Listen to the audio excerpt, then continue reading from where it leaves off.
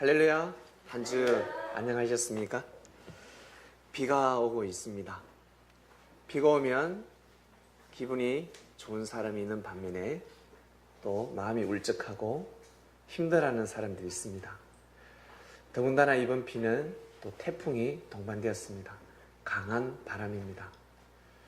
미리 준비해서 피해를 입지 않으면 좋은데 참 도적이 밤이 오듯이 도적같이 오지 않습니까?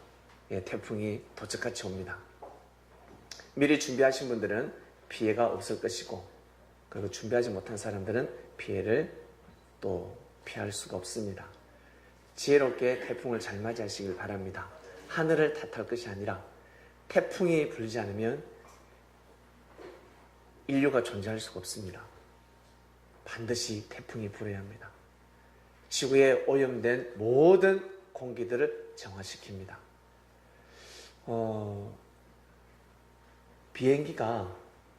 비행기는 대기권을 통과할 수 없습니다.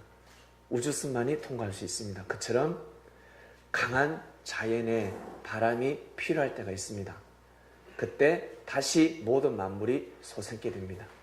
부활의 역사가 일어나는 거죠. 부활의 역사.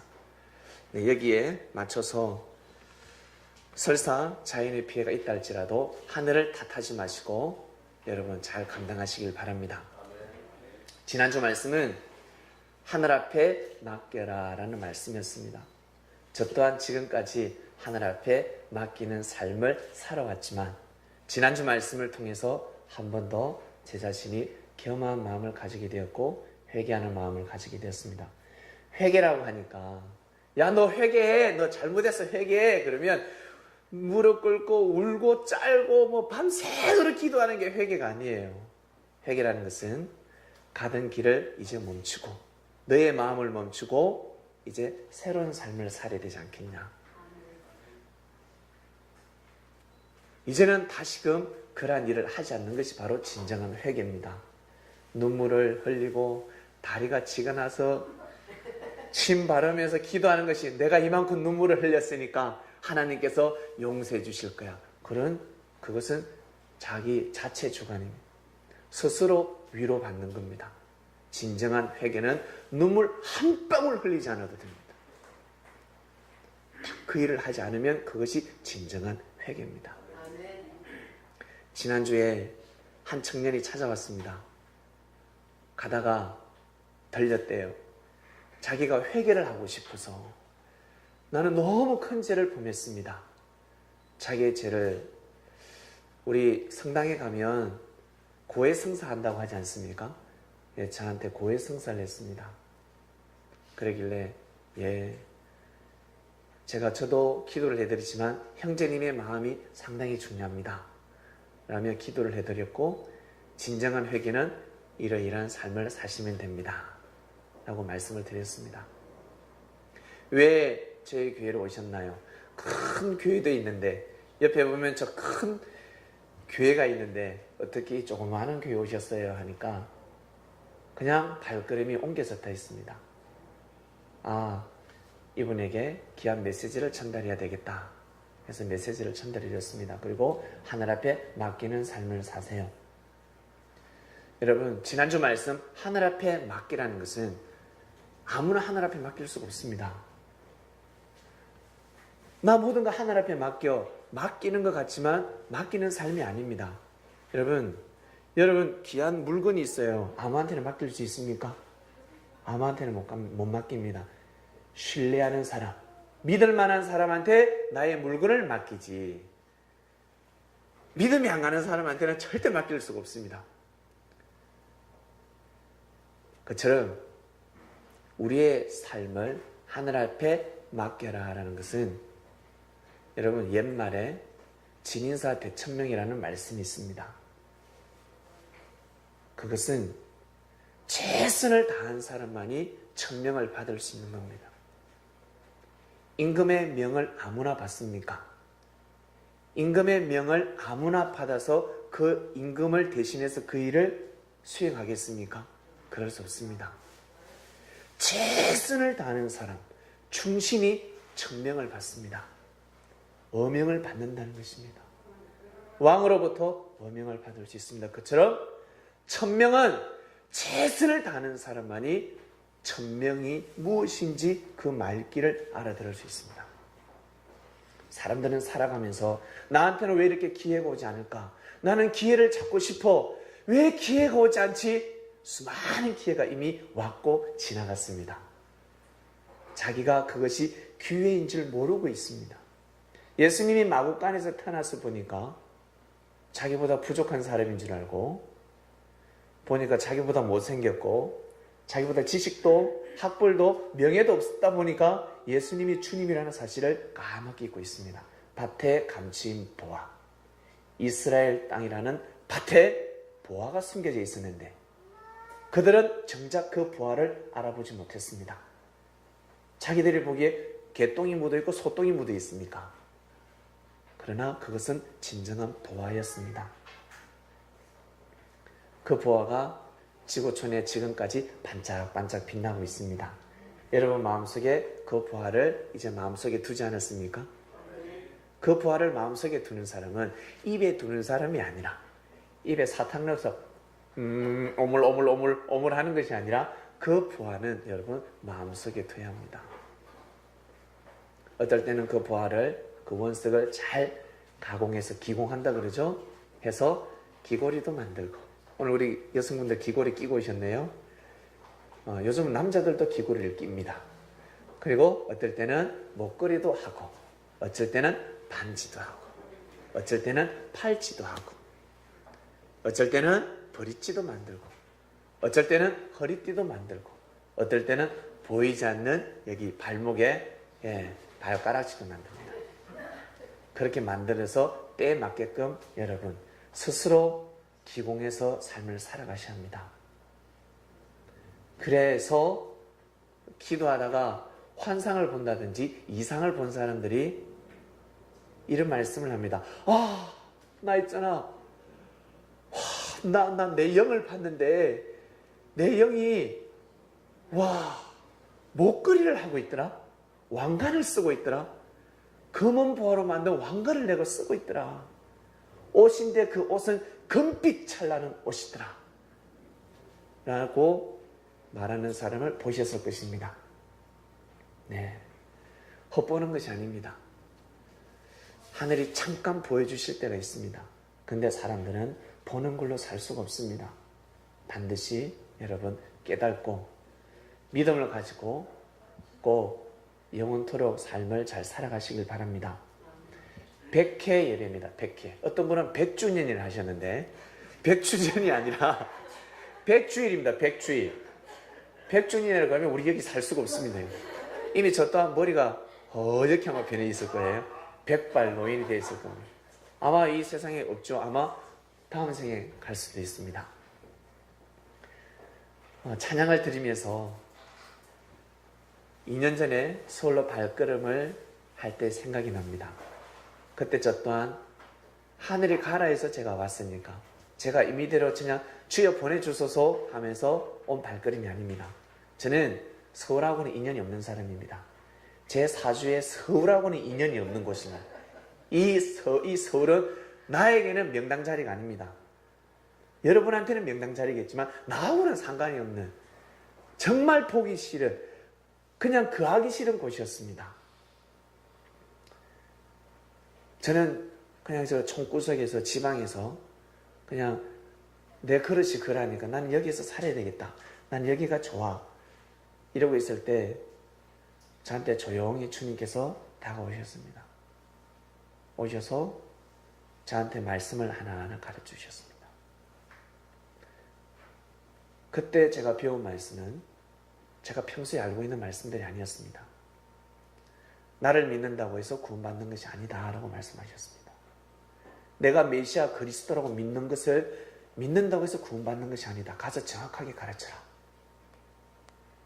예수님이, 우리가 예수님을 부르니까 그 이름이 예수님이지, 예수님의 진짜 이름은 여러분 진리입니다. 사랑입니다. 사랑이 무엇인지, 진리가 무엇인지를 아셔야 됩니다. 예수님이 메시아라는 것, 예수님의 이름이 중요한 것이 아닙니다. 그래서 예수님의 이름을 모른다 할지라도, 예수님을 믿지 않는다 할지라도 사랑의 하나님을 알고 진리를 중심하는 사람들은, 진리를 중심하는 삶을 살아가는 사람들은 이미 구원을 받았다라고 하셨습니다. 아무리 예수님을 믿는다 할지라도 예수님 사랑해요. 저는 예수님을 믿습니다. 구주를 영접했습니다. 아무리 세례를 받고 침례를 하고 다이빙을 하고 엄청난 세례를 받아도 구원하고는 상관이 없는 겁니다. 전혀 상관이 없습니다. 성경을 한 번도 읽지 않아도 구원하고 상관이 없습니다. 이게 쇼킹할 일입니다. 성경을 아무리 많이 읽고 아무리 많이 머리에 외운다 할지라도 구원하고는 상관이 없습니다. 이게 충격입니다, 여러분. 이게 저는 충격받았습니다. 충격받았습니다. 가서 진정한 나의 이름을 알려라. 사랑이 무엇인지, 진리가 무엇인지 아직 알 순 없지만, 여러분, 노래가 있습니다. 세월이 지난 후에, 그때서야 하는 겁니다. 세월이 지난, 인생을 살아보니까 그제서야 하는 겁니다. 그래서 육신은 쇠퇴하지만 마음은 새로운 겁니다. 근사님, 마음은 아직 20대 아닙니까? 우리 장로님은 근사님의 20대 모습을 보시길 바랍니다. 겉모습을 보지 마시고 우리 근사님의 그 마음, 무르익어가는 그 맛있는 마음, 주제를 띄워주시길 바랍니다. 맛있는 마음을 보셔야 됩니다. 사람은 여러분 맛을 잃으면 아니 됩니다. 오늘 말씀의 주제, 맛을 잃지 마라 합니다. 다른 말로 맛있는 사람이 되어라. 부제입니다. 부제는 맛있는 사람이 되어라. 올여름 최고로 유행하는 과일이 무엇입니까? 오늘 예배 후에 준비되어 있습니다. 수박. 근데 맛이 없으면, 이거 누가 골랐는데? 천마디에 그랬어. 이거 누가 골랐어? 그 다음에 이거 어디서 샀어? 물려라. 그냥 먹자. 한쪽에서 그럽니다. 그냥 대충 먹자. 그냥 쪼갰잖아. 대충 먹자. 한쪽에서 안 된다. 니 그거 들은 거 내려놔. 먹지 말고 그거 주인한테 환불이다. 여러분, 맛없는 과일을 먹을 수가 없습니다. 맛을 잃지 마라. 예수님이 말씀하셨습니다. 뭐라고 하셨냐면, 그 시대에 참으로 합당한 비유의 말씀을 하셨는데, 우리 옛말에 너무너무 배가 고플 때 소금도 요기가 된다 했습니다. 정말 배가 고플 때 소금요, 조그마한 소금 있잖아요. 맛소금 말고, 맛소금 나오기 전에, 맛소금은 요기가 안 돼요. 그 조그마한 가루 하나는. 진짜 그 굵은 소금 있지 않습니까? 그걸 입에 딱 내서 오물오물 하면 몸에서 피가 도릅니다. 생기가 돕니다. 소금 하나로 요기를 한다는 말이 있습니다. 그때 아주 지금부터 2000년 전에 주님께서 비유를 하셨는데 이런 말씀을 하셨습니다. 본문 띄워주세요. 이와 같이 너희 중에 누구든지 자기의 모든 소유를 버리지 아니하면 능히 내 제자가 되지 못하리니 가르칩니다. 이걸 다른 말로 무소유라고 합니다. 그렇죠? 소유를 가지지 말라. 이와 같이 너희 중에 누구든지 자기의 모든 소유를 버리지 아니하면 능히 내 제자가 되지 못하리라. 이 말씀을 잘못 해석하면, 성도 여러분, 태어날 때 맨몸으로 태어나셨습니다. 가실 때 홀몸으로 돌아가시니 가지고 있는 목걸이, 반지, 가락지 다 빼시길 바랍니다. 살아생전에 봉사를 하시고 가난한 자를 도우시길 바랍니다. 하나님께서 천국을 예비하셨습니다. 이렇게 할 수가 있어요. 잘못 풀면 큰일 납니다. 그것이 아닙니다. 무소유는 그것이 아닙니다. 하나님께서는 우리 사람들에게 축복을 주셨는데 이 땅의 모든 만물의 주인을 주셨. 이 만물을 다스려라 하셨습니다. 네가 주인이다 하셨습니다. 우리 선생님, 집사님, 남산이 누구 겁니까? 남산이 누구 겁니까? 국가 겁니까? 우리 집사님 겁니다. 여러분들 겁니다. 이 만물은 여러분들 겁니다. 그래서 이 만물을 사랑하고 아껴야 합니다. 자기 걸로 생각하셔야 됩니다. 등기부에 등록되어 있는 것만 자기 것이 아니라 이 땅 밟고 있는 이 땅, 이거 저 채시 이 땅이지 이거, 이 땅값 내려가 버려. 밭에 가수원에 들어가서 어이구 이거 박신의 가수원이지, 아이 저 구두쇠 영감. 그건 자기 생각이죠. 그 누구도 이 땅의 것을 소유할 수 없습니다. 나는 집이 몇 채 있어요. 나는 토지가 많거든요. 나는 돈을 많이 벌어서 샀어요. 절대 자기 것이 될 수 없습니다. 자기 걸로 생각할 뿐입니다. 나중에 그 때가 되면 내 것이 아니었구나라는 것을 알게 됩니다. 내가 가지고 있는 것, 내가 살고 있는 집도 내 것이 아니구나. 내가 쓰다가 가는구나. 이것을 깨닫는 순간 자녀에게 귀한 말씀을 해줄 수 있습니다. 얘야, 너 열심히 살아서 많은 것을, 네가 열심히 살면 하나님께서는 많은 것을 축복해 주시는데 그것을 잘 사용하도록 하라. 그것을 잘 사용해서 꼭 하나님의 뜻을 이루도록 하라. 라고 말씀을 전달해 줄 수 있습니다. 헌금을 많이 한다고 해서, 많이 기부한다고 해서 무소유가 아닙니다. 여러분, 내가 가진 것이 나는 없어. 여러분, 저 서울역에 가면 노숙자분들이 많습니다. 그분들한테 죄송하지만 그분들은 무소유가 아닙니다. 엄청난 소유를 가지고 있는 사람들입니다.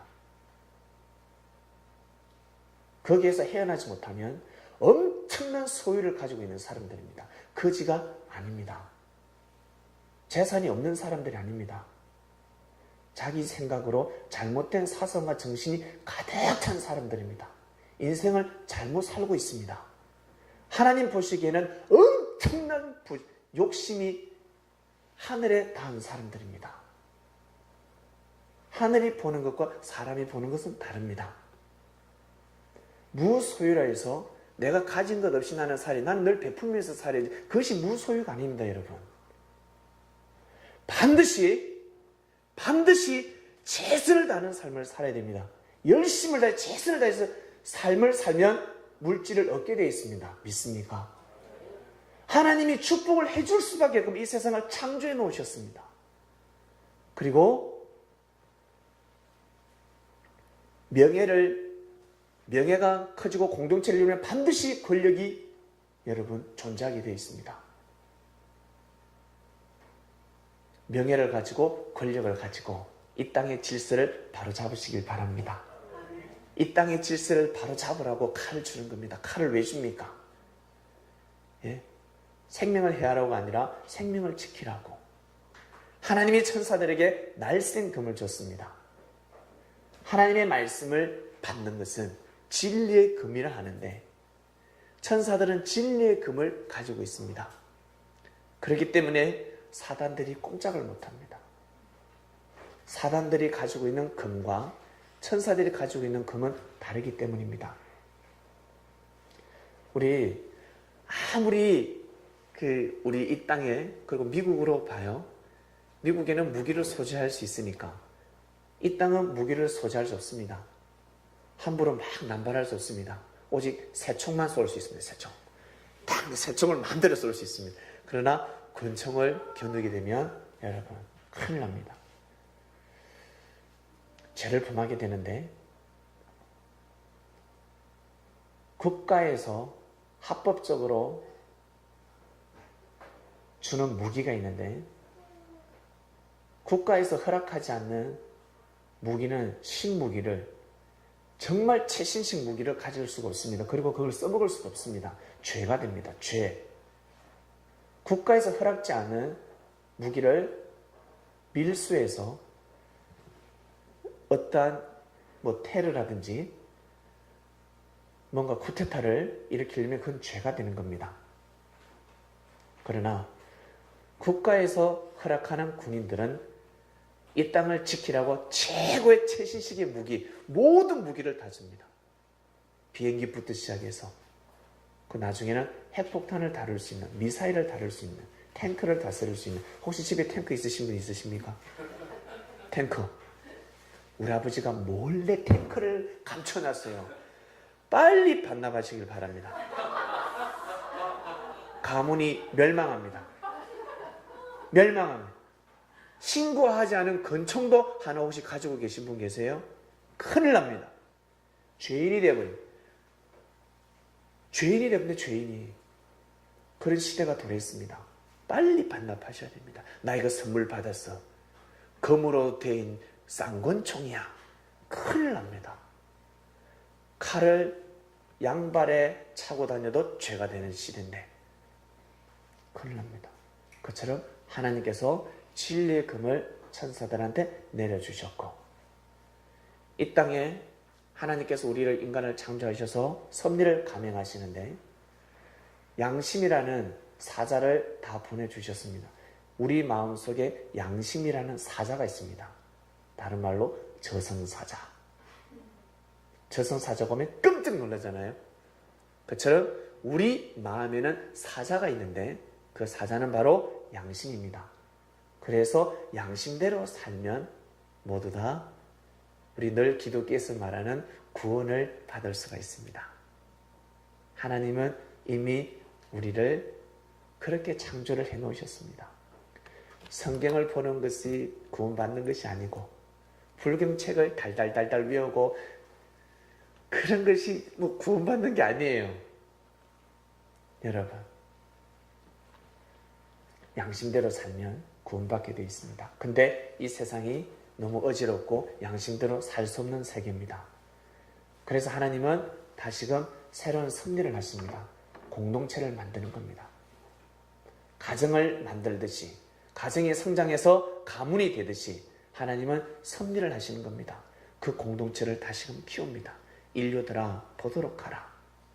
이 가정을 보도록 하라. 아담과 하와가 만나지 않았냐? 저렇게 행복하게 살아야지. 저 가정을 보도록 하고 가문들아 보도록 하라. 각각 가정들이 싸우지 말고 가문의 영광이 되려면 가정이 하나 되어야 됩니다. 가정이 빛을 발하려면 형제 자매들이 하나 되어야 됩니다. 그 가정의 형제 자매들이 하나 되어야 됩니다. 이러한 역사를 하늘은 새롭게 하십니다. 그것이 바로 섭리입니다. 그러한 사람들이 모여서 공동체를 이루게 되면 섭리사라고 합니다. 우리 절에 다니신 분들은 섭리사, 그 절이 어디에 있는 절인고? 그 절이 어디에 있는 절인고 하면 여기 고척동에 섭리사라는 절이 있습니다 라고 하시면 됩니다. 가면 향냄새도 날 겁니다. 네. 오늘 첫 구절입니다, 여러분. 이와 같이 너희 중에 누구든지 자기 모든 소유를 버리지 아니하면 능히 내 제자가 되지 못하리라. 베드로가 어부였습니다. 고기를 잡다가 예수님을 만나게 되는데 자기가 밤 이슬이 맞도록 고기를 잡았는데 한 마리도 못 낚았어요. 인생이 공고했습니다. 우리 사업하시는 분, 하루 종일 매출이 하나도 없었습니다. 공고한 겁니다.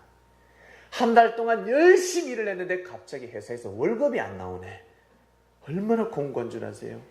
집에 올 때 어깨가 쭉 쳐졌습니다. 아빠 오늘 밤에 외식 스테이크.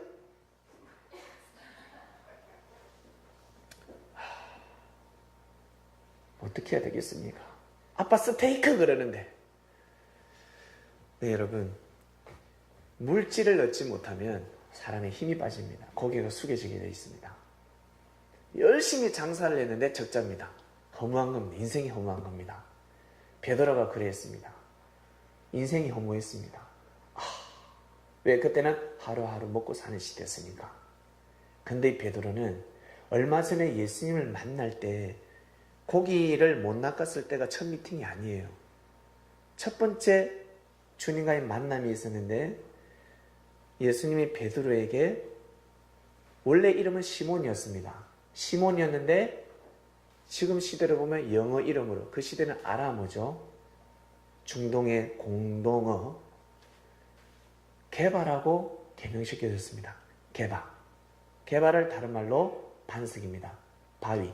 단단한 돌입니다. 반석. 그래서 베드로라고 하는 겁니다. 베드로. 베드로가 반석이거든요. 이름을 개명시켜줬는데도 불구하고 베드로는 예수님을 따르지 못했습니다. 처음에 따르지 못했습니다. 우리 각자 이름을 한번 풀어보세요. 망하는 이름을 가지신 분 계십니까? 저주를 받는 이름의 뜻이 있으신가요? 이름을 풀면요 기똥찹니다. 여러분 이름을 한번 풀어보시길 바랍니다. 모두 다 있잖아요. 축복의 메시지고 잘되고 행복하게 살고 성공하는 이름들입니다. 근데 이름대로 살지를 못하지요. 그래서 이름을 아무리 좋게 바꿔도 아무 소용이 없습니다. 이름이 중요한 것이 아닙니다. 마음을 바꾸지 않으면 생명력을 발휘할 수 없습니다. 이름은 듣기 좋으라고 있는 것입니다. 예수님이 베드로에게 이름을 딱 개명시켜줬는데 베드로가 처음에 따르지 못했습니다. 그러다가 예수님은 분명히 베드로는 뜻이 있는 놈인데 찾지 않았냐? 너 누군가를 기다리지 않았냐? 너 하나님의 보낸 자를 기다리지 않았냐? 메시아 그리스도를 기다리고 있지 않았냐? 근데 예수님이 내가 그러다 말을 못하는 겁니다. 그 사마리아 여인에게 바로 직접적으로 내가 그러다라고 가르쳐준 그 이름을 베드로에게는 가르쳐주지 못하는 겁니다. 가르쳐 줄 수가 없었습니다. 예수님이 얼마 여기까지 올라오지 않겠어요? 내가 그러다 이놈아. 근데 내가 그러다 하면 픽 나가 떨어질 친구였어요. 그때는 베드로는 주여 오셨나이까 그러지 못하는 자였습니다. 워낙 성격이 강한 인물이라 제 발로 제 풀에 지치게끔 놔둬야 됩니다. 그래서 주님은 가만히 놔둡니다. 기도를 딱 하고 하나님 역사에 주시옵소서. 베드로가 반드시 뜻이 있는 자입니다. 그러니 하나님 역사해 주세요. 근데 베드로가 어떻게 해요? 고기가 잡히지 않았습니다. 물질에 약합니다. 사람들은 물질에 약합니다. 네. 그래서 물질을 잘 이용하면 선한 삶을 살아갈 수가 있고 물질을 잘못 이용하면 악한 사람이 되는 겁니다. 예. 베드로가 갑자기 돈벌이가 되지 않았습니다. 물질이 힘들었습니다. 그럴 때 예수님이 베드로에게 베드로야 저 깊은 곳에 가서 그물을 한번 던져보렴. 예수님의 직업은 목수고 베드로의 직업은 어부입니다. 물때를 누가 제일 잘 알겠습니까? 목수가 알겠습니까? 근데 예, 아멘. 왜? 이제는 그분의 말을 들을 수밖에 없는 겁니다. 믿자마자 번져낸다. 다시 한번 던져보자. 가서 던졌는데 그물이 찢어지도록 잡혔다고 성경에 나옵니다. 그리고 나서 배를 버리고 주제 보여주세요.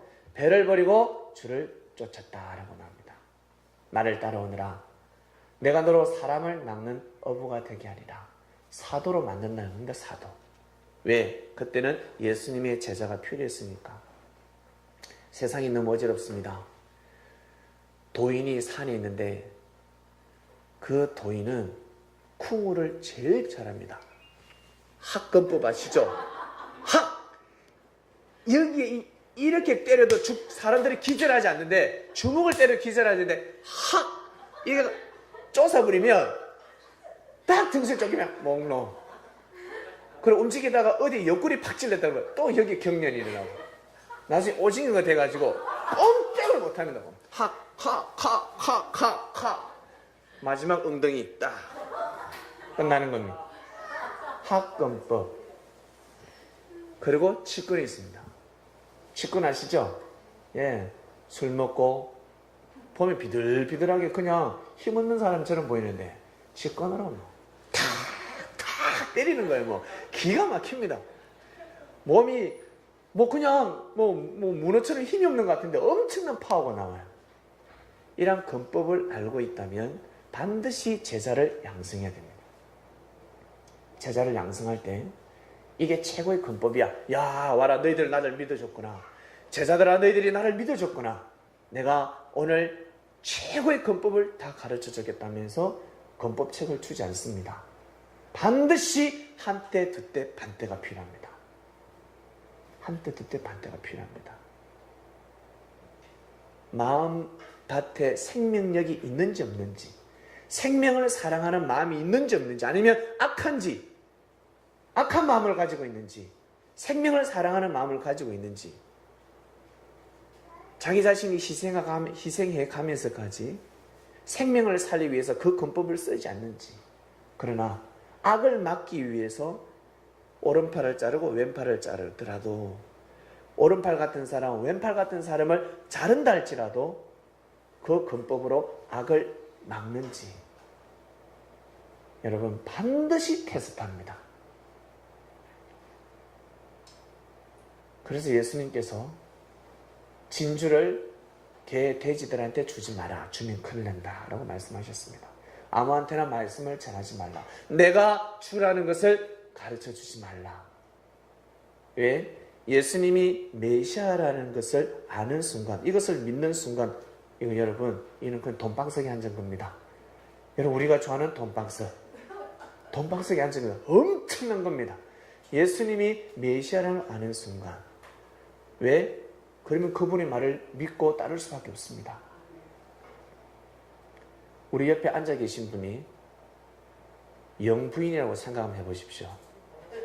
자, 옆에 여자분이 앉아있으면 영부인이고 남자가 앉아있으면 대통령이다. 한번 생각해 보십시오.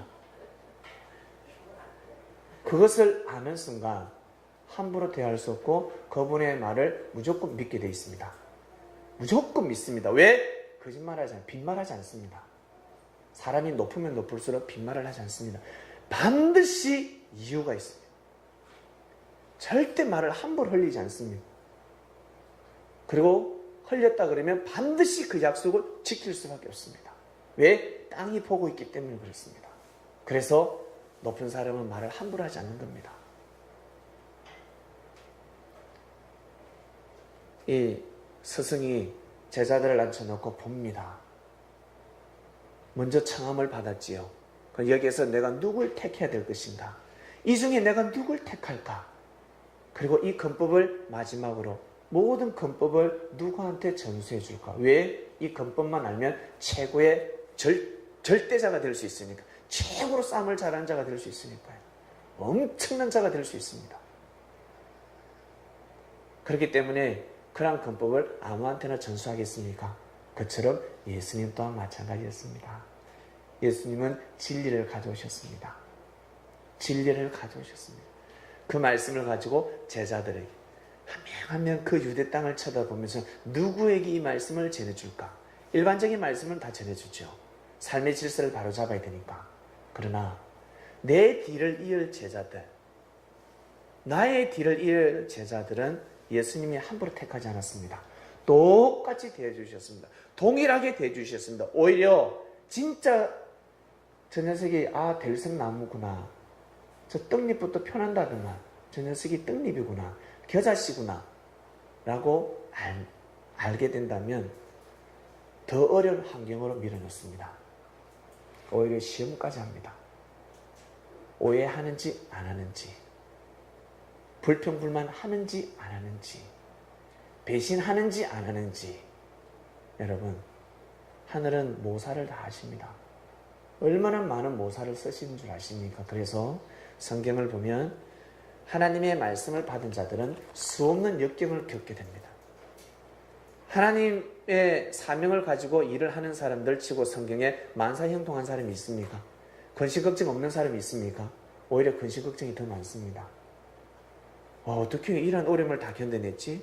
우리가 보기에는 힘들겠다 하지만 이 사람들은 정말 맛있는 인생을 살아간 사람들입니다. 베드로가 나를 따르느라, 예수님께서 베드로야 이제 나를 따르느라 사람을 낳는 어부가 되게 하리라 말씀을 하시고, 베드로는 20절 그물을 버려두고 예수를 쫓으니라. 배를 버렸다라고 성경에 나옵니다. 무소유가 아닙니다. 소유하면 안 되겠구나가 아니라, 그 뜻이 아니라, 우리 여러분 친한 사람들끼리 의견이 충돌이 일어날 때 뭐라고 합니까? 야, 그거 제발 좀 그만 버리지 않을래? 너 그 마음을 좀 버려라 라고 이야기합니다. 마음을 비우라는 겁니다. 야, 너 저 사람을 이제 좀 버려. 좀 거리를 두라. 저 사람 이제 좀 등져야 되지 않겠니? 그것이 등지라는 것이 아닙니다. 헤어지라는 뜻이 아닙니다. 속뜻이 있습니다. 그처럼 거물을 버려두고 예수를 쫓으니라. 이것은 거물을 내팽개친 것이 아닙니다. 베드로는 선주였습니다. 그 당시에 배를 가지고 있으면 대단한 부자였습니다. 물질이 돌았습니다. 현금이 돌았습니다. 베드로는 현금을 돌렸습니다.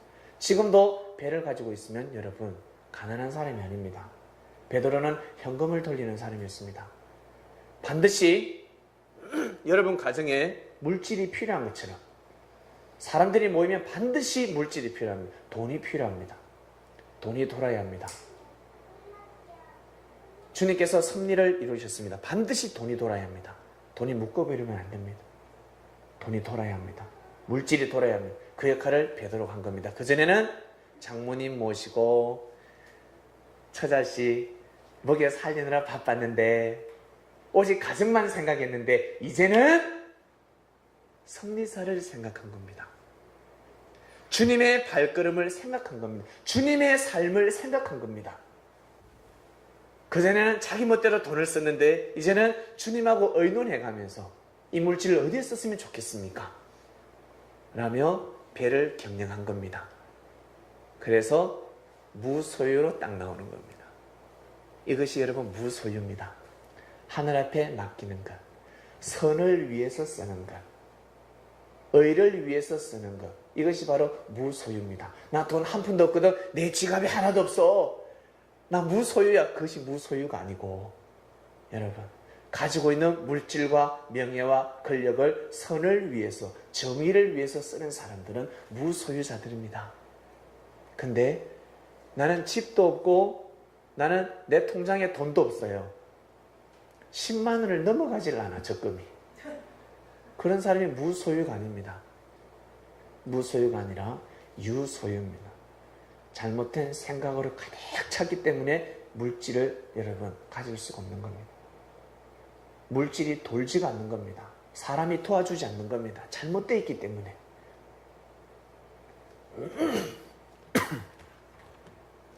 자, 다시 본문으로 돌아갑니다. 무소유라는 개념 아시겠지요? 예. 하나님의 축복을 많이 받으시고 누리시길 바랍니다. 무소유를 나는 가지지 않아야 무소유라고 생각하는 사람은 한글도 몰라야 됩니다. 말도 할 줄 몰라야 됩니다. 공부 학교도 들어가지 않아야죠. 그냥 살아야 됩니다. 원신처럼. 그렇게 사는 게 무소유입니까? 공부하지 않는 사람들이 무소유입니까? 예. 많은 지식을 겸비해야지요. 책도 읽을 때는 많은 책을 읽어야지요. 근데 그 책에서 좋은 것만 빼야 됩니다. 그래서 성경도 읽으라고 하는 겁니다. 여러분, 이것을 머릿속에 가득 담아서 삶 가운데 쓰라는 겁니다. 써먹으라는 것입니다. 잘못 써먹지 말고 잘 쓰라는 겁니다. 그것이 바로 무소유자들입니다. 자기 생각을 비우고 하나님의 말씀을 내 삶 가운데 늘 진리라는 답을 써내려갑니다. 진리라는 답을 써내려가며 삶을 살아갑니다. 그런 사람들은 많은 사람들을 사귀게 되어 있습니다. 많은 사람들로부터 하여금 존중받게 되어 있습니다. 꼭 여러분 존중받는 삶을 사시길 바랍니다. 나의 생각을 자꾸 고집하게 되면 정해져 있습니다. 나와 비슷한 사람들하고만 사귀입니다. 근데 그 사람하고도 또 헤어지게 되어 있습니다. 그러나 진정한 진리를 알게 되면 여러분 나중에 정말 진정한 주님의 제자가 되면 스님하고도 대화가 잘 됩니다. 스님들하고. 왜? 절 또한 예전에 주님이 이 땅에 발걸음하기 전에 하나님의 역사한 곳이란 말이에요. 우리 지금 전깃불 이것만이 좋은 것이 아니라 이 전깃불이 이 땅에 들어오기 전에 모닥불 시대가 있었고 호롱불 시대가 있었고 촛불이라는 시대가 있었습니다. 그 지난 시대를 무시하면 아니 된다는 것. 이 땅에 유교가 들어올 때가 있었고 불경책이 들어올 때가 있었습니다. 다 하나님께서 때에 따라 다 역사를 해주셨습니다. 지금은 이제 주님을 맞이할 때가 왔다고 하는 겁니다. 나는 다 싫어. 나는 절에도 싫고 나는 교회도 싫고 나는 다 싫어. 그러면 양심대로 살면 됩니다. 그런 사람한테는 딱 한마디 해주면 됩니다. 너 그러면 양심대로 살아라. 양심대로 살면 너 구원받는다. 나중에 하나님 만나게 될 거야. 양심대로 살기가 얼마나 어려운 줄 아십니까? 자, 그 다음입니다.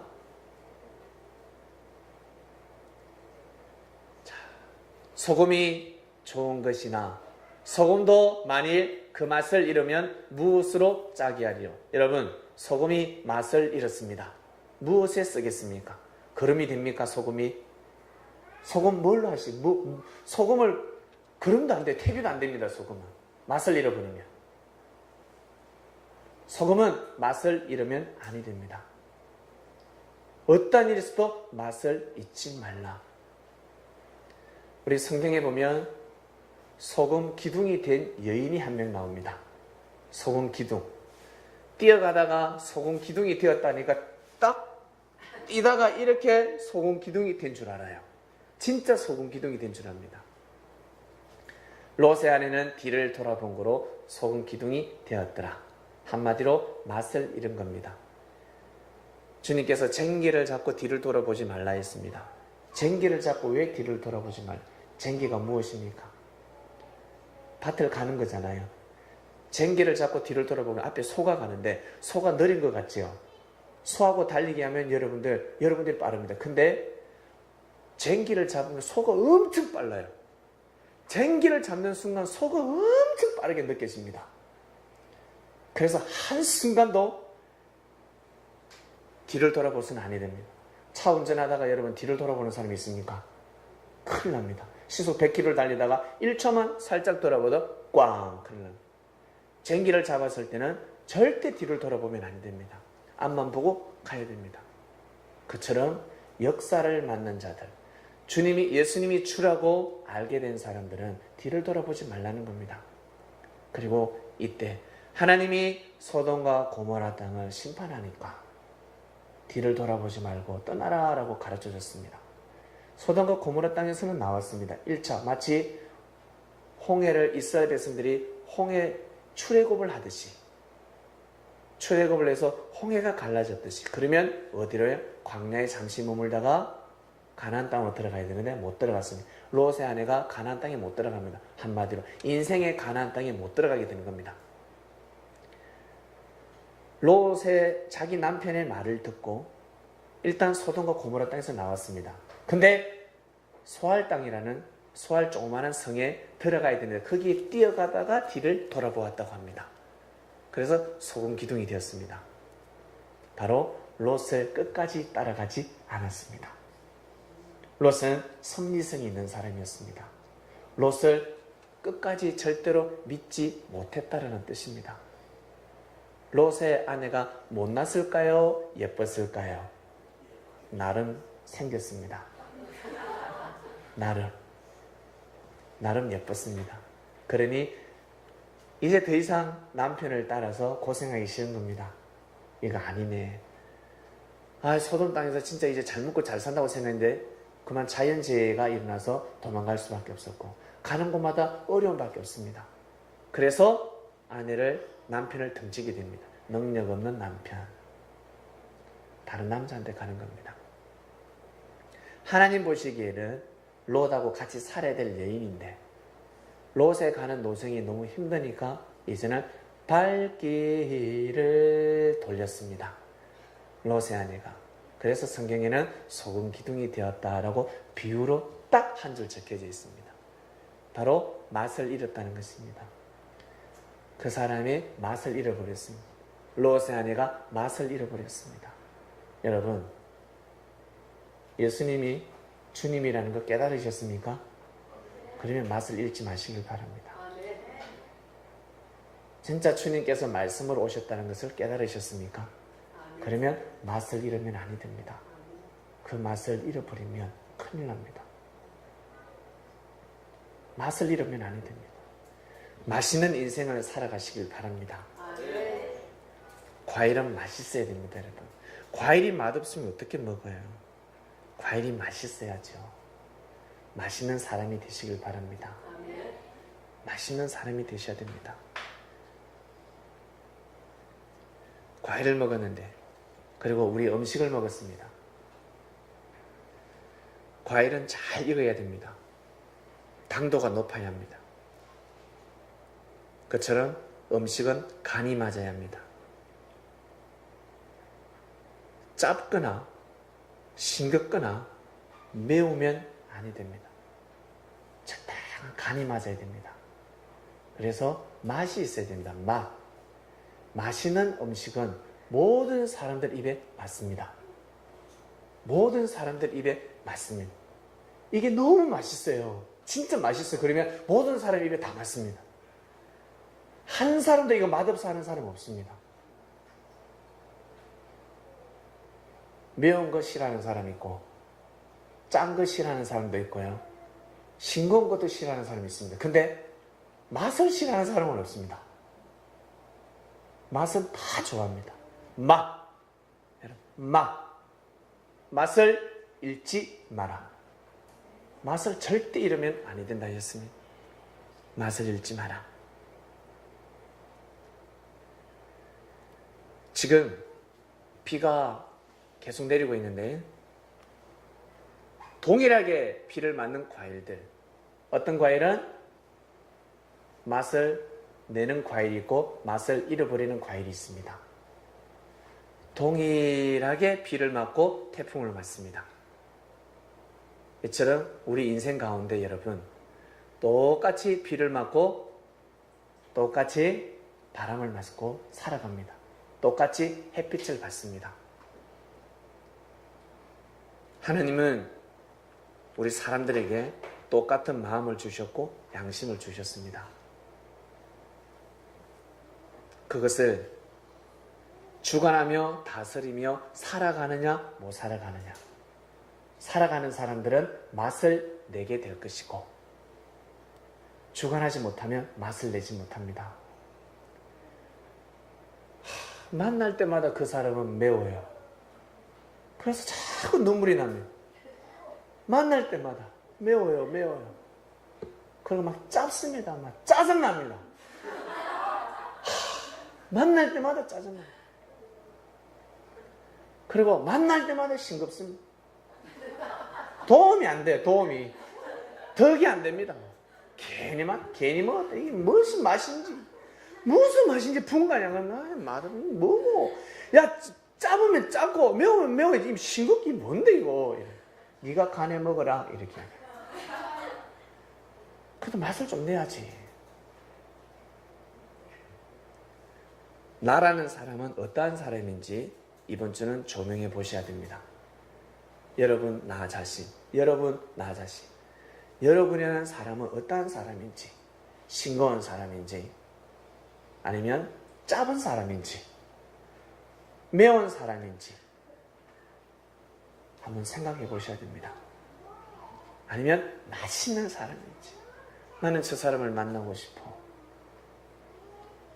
우리 남자들의 맛은 처음에 육으로 볼 때는 멋있는 겁니다. 멋있고 능력이 있는 겁니다.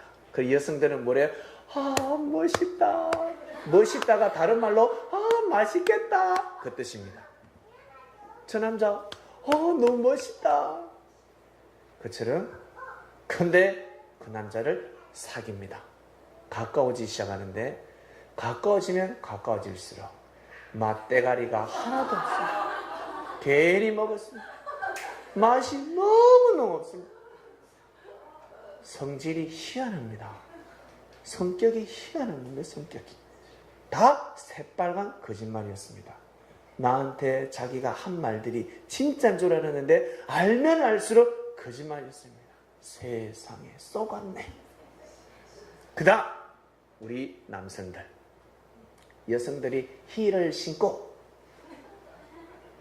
그 다음에 옷에 날개, 옷이 날개라지 않습니까? 날개가 끝내줍니다. 천사입니다. 천사 발랑발랑한 옷을 입었어요. 그리고 어떤 여성은 몸매가 됩니다. 몸이 몸짱입니다. 보면 옷이 너무 잘 맞아요. 외모를 보고 뻑 가죠. 남성들이. 와, 저 여성과 사귀고 싶다 라고 마음으로 생각합니다. 저 여성이 너무 멋있다. 근데 그 여성을 만나면 만날수록 골 때립니다. 내 인생을 망가뜨릴 여자예요. 내 인생을 내조라는 것은 몰라요. 내조가 없어요. 내조가. 이 여성 외모는 너무너무 예쁘고 아름다운데 그래서 사람들이 말을 합니다. 연애와 결혼은 다르다. 연애할 때는 겉모습만 좋아도 돼요. 자기야, 오늘 파티 갈 때 나 좀 데려가. 자기가 아니라 친구야, 나 좀 데려가. 그래. 보니까 어떻습니까? 얼굴이 아니에요. 그러면서 이야기를 합니다. 나 얼짱은 아니라도 나는 몸짱은 아니더라도 나 마음짱이잖아. 마음짱 이야기해요. 근데 그 장소에는 마음짱이 해당되지 않는 장소입니다. 데려갈 수가 없습니다. 차라리 혼자 가는 것이 낫습니다. 자기 사업에 방해가 되는 겁니다. 이런 경우도 있습니다, 여러분. 그래서 여성들이 왜 성형을 하잖아요. 할 수밖에 없습니다. 왜? 삶을 바꾸기 위해서. 새로운 삶을 살기 위해서. 그래서 우리 TV에 보면 성형 미인들이 나올 때가 있습니다.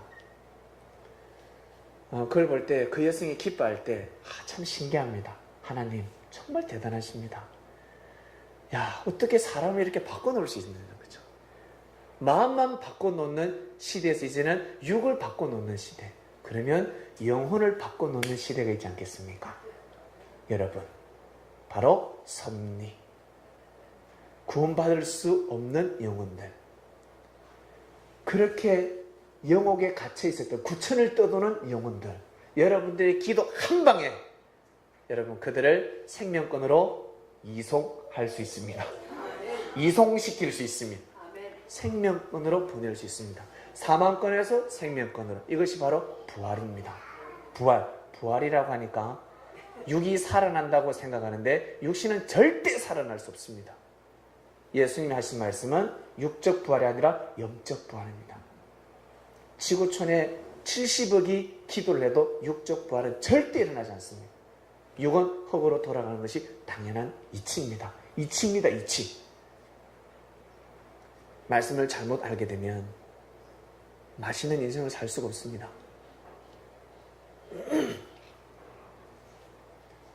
여러분 꼭 맛있는 사람이 되시길 바랍니다. 특히 우리 학생들 젊은 10대 때는 맛있는 삶을 살 수가 없습니다. 그때는 무럭무럭 어때요? 무럭무럭 성장해야 됩니다. 그때 맛을 내고자 사회생활을 세상을 잘못 끼어들게 되면 여러분 상처나버립니다. 상품의 가치가 되지 않는 겁니다. 아무리 맛있는 열매를 할지라도 상처가 나 있고 썩어 있으면 상품이 될 수가 없습니다. 그래서 하나님께서는 10대 애들 성장할 성인이 되기까지는 고이 키우는 겁니다. 다 키워야 됩니다. 여성도 마찬가지고 여자도 마찬가지고 남자도 마찬가지고 잘 키워야 됩니다. 잘 키워서 나중에 딱 내어놓아야지. 정신이 성장하지도 않았는데 삶을 추구하는 정신이 성장하지도 않았는데 아직 맛도 들지 않았는데 육신이 다 컸다고 해서 맛든 사람이 아닙니다. 아유 우리 딸 이제 결혼해도 되겠네. 키도 큰 키가 160이에요. 초등학생이 170입니다. 아유, 결혼해도 되겠냐? 아직 맛이 없어요. 아직 마음이 성장하지 못했다는 겁니다. 육이 성장해서는 인생의 맛을 살 수가 없습니다. 반드시 마음이 성장해야 됩니다.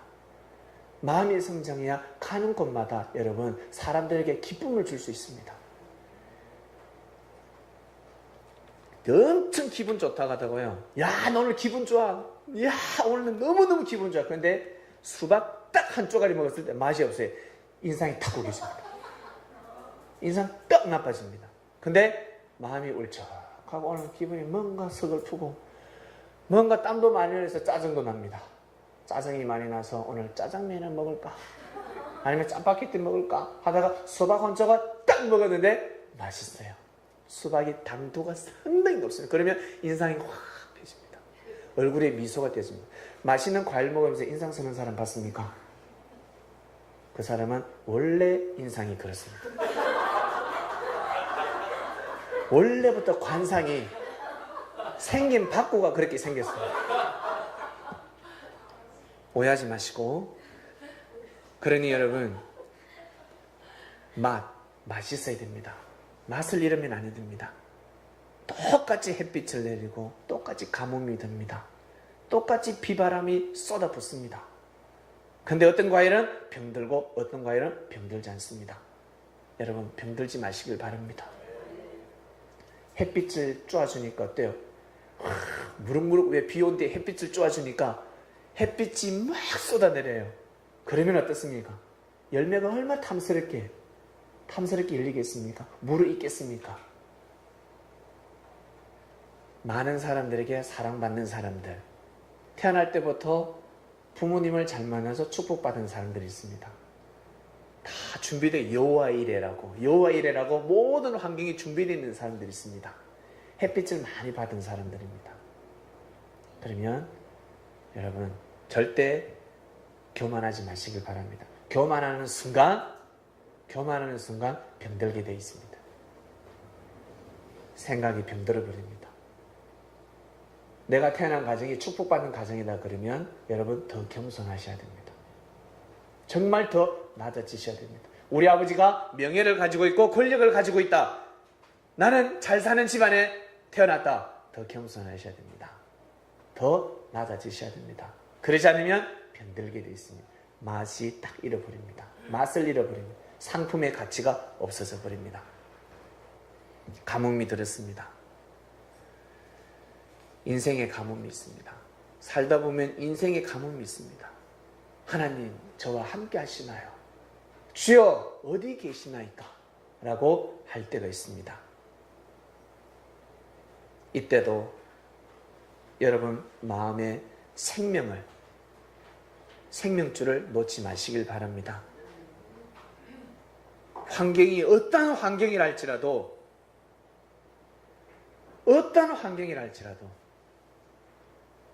마음만큼만 절대 포기하지 마시길 바랍니다. 절대 포기하지 마시길 바랍니다. 태어날 때부터 나는 왜 이렇게 가난한 집안에 태어났을까? 태어날 때부터 절대 좌절하지 마시길 바랍니다. 생명의 근원은 마음에 있습니다. 마음을 어떻게 먹느냐에 따라서 그 사람은 나중에 정말 귀한 상품, 과일, 정말 맛있는 과일이 되어서 수많은 사람들이 그 과일을 사려고 할 것입니다. 얼마 전에 어부들이 그 고기잡이가 되지 않았다고 합니다. 조인가 어떤 고기인데 한 마리가 50만 원까지 올라갔다고 했습니다. 혹시 기사를 보셨습니까? 어부들이 고기를 잡는데 고기가 안 잡히는 겁니다. 그 고기 이름이 있는데 평소에는요 수백 마리를 살 수 있는 돈인데 한 마리가 50만 원까지 갔다고 합니다. 명태 맞죠? 명태 한 마리가 50만 원까지 갔답니다. 그 누가 사 먹겠습니까? 근데 50만 원까지 갔습니다. 안 잡히는 겁니다. 잡히지 않는 겁니다, 고기가. 근데 딱 잡혔어요.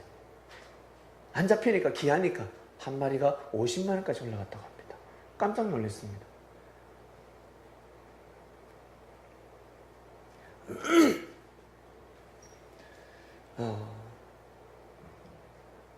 인생의 가뭄에서 인생의 가뭄 땅에 태어났다 할지라도 절대 하늘을 부정하지 마시고 부인하지 마시고 여러분 마음속에 진리를 절대 부인하지 마시길 바랍니다. 그리고 비바람이 붑니다. 살다가 보면 햇빛에 있는 사람들, 햇빛이 없는 그늘에 있는 사람들,